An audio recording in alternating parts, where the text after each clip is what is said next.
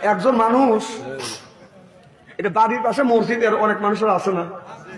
উনি কি বলে অজু দিতেছে জামাত করবে, এর মধ্যে মজ্জম সাহেব বলতেছে হাইয়া আল্লাহ সালা হাইয়া আল্লাহ সালা। লোকটা চিন্তা করে আমার জামাত ছুটে যাবে না, তাড়াহুড়ো করে অজু দিয়ে ওর যুব্ব আর বোর মেক্সি রয়েছে এক জায়গায়, ও আর মার করে নাকি, যুব্ব থেকে মেক্সি গায়ে দিয়ে চলে গেছে মসজিদে,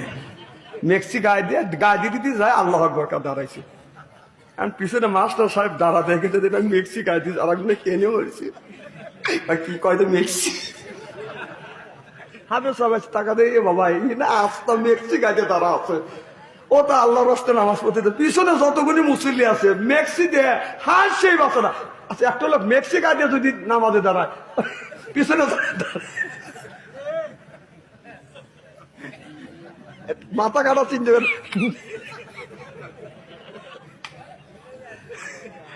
আদি সাহেব যদি তো মনে মেক্সি গাছে শোনেন, আমি যখন ছোট্ট ছিলাম